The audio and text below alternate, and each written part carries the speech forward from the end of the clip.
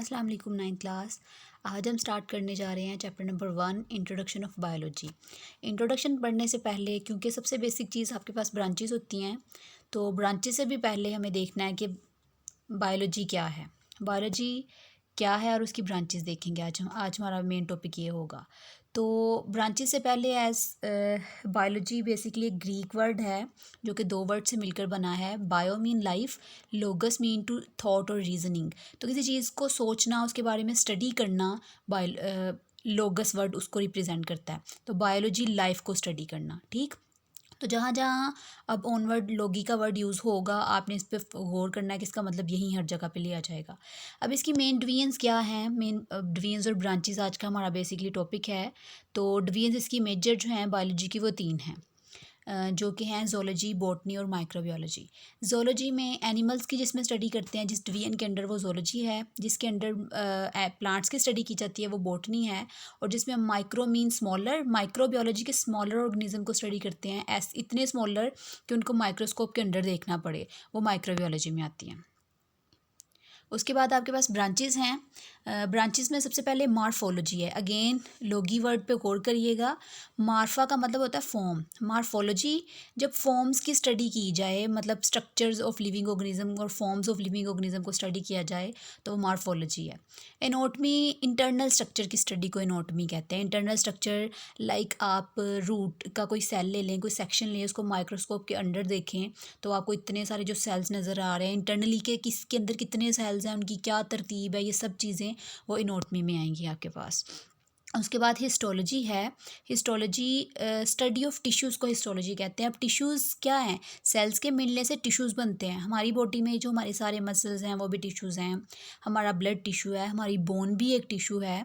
तो ये जो इस तरह की सारी स्टडीज़ हैं वो हिस्टोलॉजी के अंडर आएंगी। उसके बाद नेक्स्ट आपके पास है सेल बायोलॉजी। जब सेलुलर लेवल पे सारी स्टडी की जाती है, सेल आपको पता होना चाहिए कि सेल हमारा स्ट्रक्चरल फंक्शनल यूनिट है हमारी बॉडी का। मतलब इसी से मिलकर हमारी बॉडी बनी है, और फंक्शन की अगर सेंस में देखा जाए तो इसी सेल्स के मिलने से ही ये हमारी बॉडी की सारी वर्किंग जो है ना वो होती है। तो सेल बायोलॉजी में हम सेल को देखते हैं, सेल मेम्ब्रेन उसकी जो सराउंड बाउंड्री में होती है उसको देखते हैं। सेल के अंदर जो स्मॉलर ऑर्गेनेल्स होते हैं उनको देखते हैं। जब इन सबको स्टडी जिसके अंडर किया जाता है ना, वो बायो की वो ब्रांच सेल बायोलॉजी है। उसके बाद आपके पास फिजियोलॉजी आ जाती है।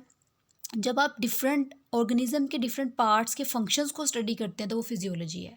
लाइक हमारे आप लगा लें हाथ की वर्किंग कैसे हो रही है, ये शोल्डर की वर्किंग कैसे हो रही है, या ये लिविंग ऑर्गेनिजम्स की ये मोशन का मूवमेंट कैसे, ये जो सब चीज़ें आती है ना, कैसे वो मूव कर रहे हैं, उनकी मूवमेंट कैसे, लोकोमोशन कैसे, ये जो इस तरह की सब चीज़ें वो हम स्टडी करते हैं फिजियोलॉजी के अंडर। नेक्स्ट आपके पास है जेनेटिक्स। जेनेटिक्स नाम से पता चल रहा है जीन्स की स्टडी को जेनेटिक्स कहेंगे।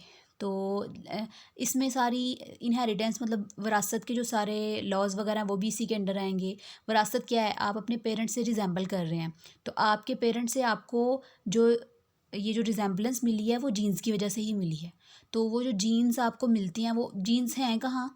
सेल जो है उसमें न्यूक्लियस होता है, साइटोप्लाज्म होता है। न्यूक्लियस के अंदर आगे से आपके पास डीएनए है, डीएनए के ऊपर क्रोमोसोम्स हैं, और क्रोमोसोम्स के ऊपर वो जो स्मॉलर इंफॉर्मेशन के आप लगा लें इंफॉर्मेशन के लोकेशंस हैं आपके पास, वो जीन्स हैं।